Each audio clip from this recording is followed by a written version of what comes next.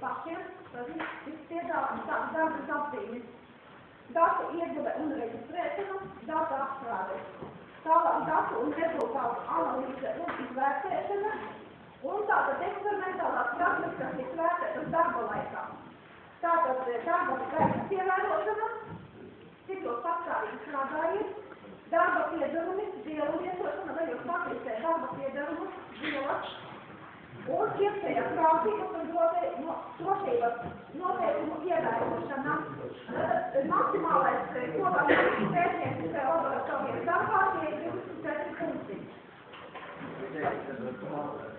Tātad eksāmenā tas sastāv 10%. Ja? Tātad, ja darbā, piemēram, vienu darba gaita, tad viņu nevērtē. Bet tātad,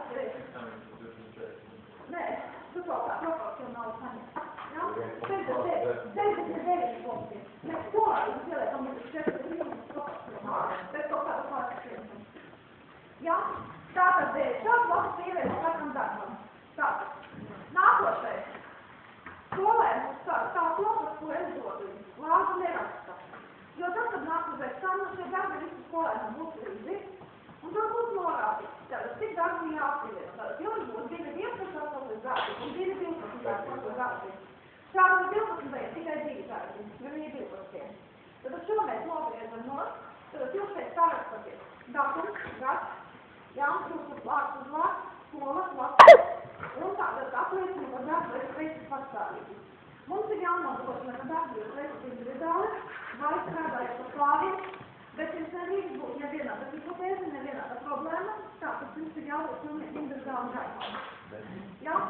Tāpat var visu ir eksāmenā. Tālāk, katram skolēnam tiek pievienot izvērtējuma protokols, vai tas ir interesē, vai ne? Tā, es vēl vaļām rādu. Jums nav rādu. Nav jāsaka. Tik smalki jāpaveic.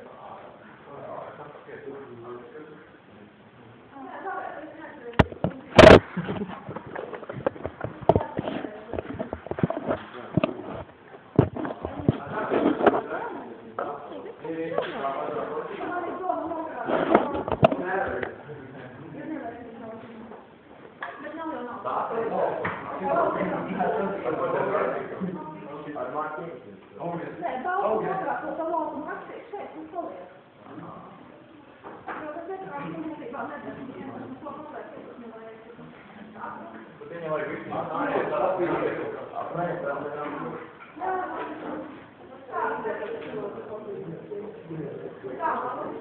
Nu tātad, īstātad atrodams tātad, šie visi atrodami tātad kritēriji un nākotos tātad. Tātad šī lapa, ko es tikko parādīju. Tā, es teicu, kāpēc? Beidz mētāt!